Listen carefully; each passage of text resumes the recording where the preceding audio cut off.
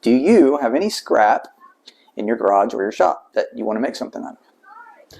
I did, so I decided to make these Christmas trees. Last year I did a different design, sold fantastic. I sold out of them by the end of the season, and I wanted to change it up this year. So this is what I'm going to do. What's up, y'all? My name's Andy. This is EPS Garage.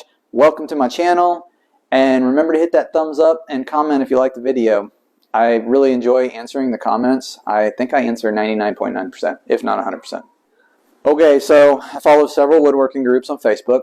In one of them, well, actually in all of them, people have been posting these Christmas trees, different designs, all different takes on it. So I figured, hey, why not jump on the bandwagon? Great way using my scrap. That's what I did here. And somebody posted some really good dimensions. I guess they said they were a math teacher or something and figured it all out. Well, it works out great. I used theirs, so thank you to whoever that was. And this is my design, my take on it. So I hope you enjoy.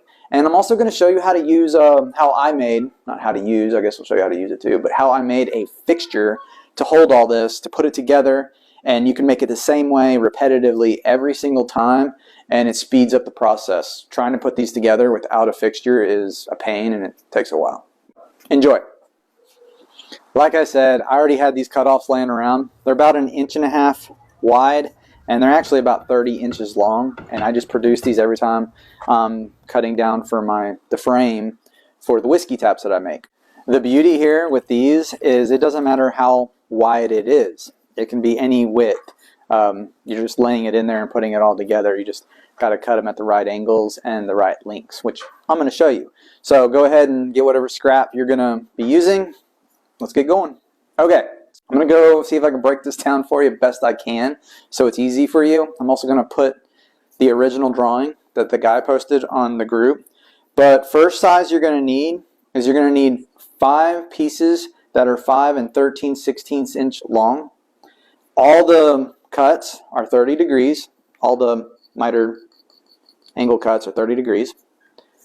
And you're going to need 4 of them where they're cut like this, opposite bevels, and then you're going to need 1 that is cut like that. That is your 5 pieces at 5 13/16 long.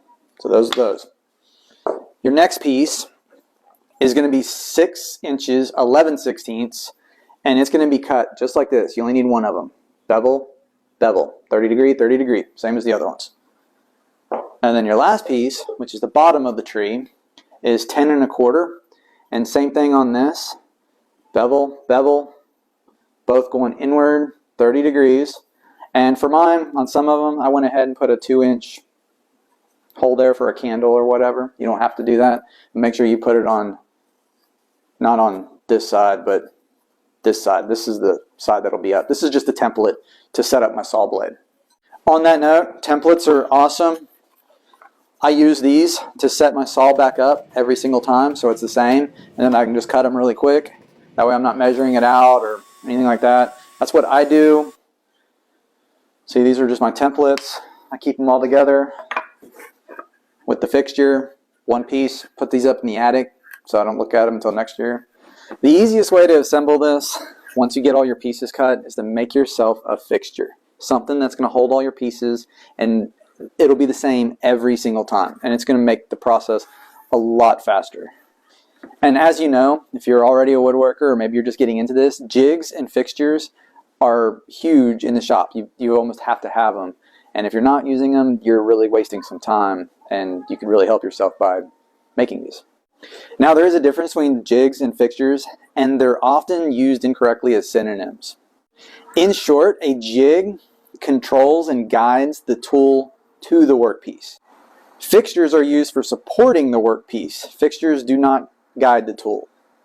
Maybe I should do a whole video on this topic alone. Let me know in the comments if you're interested in more in-depth on jigs and fixtures. So, I mean, like a template, for instance, is a form of a jig, if that makes sense. Just like I said, using my fixture, I go ahead and start putting all the pieces in there, and using wood glue, my brad nailer, and maybe a few clamps, I place it all in there, shoot some nails into it. That'll hold, the nails are basically just holding it so the glue dries, and once you pull it out of the jig, you can just set it off to the side, let it dry, and then you can continue on the process from there. If you're going to be making multiple of these like I am, then make yourself a fixture. Do yourself a favor.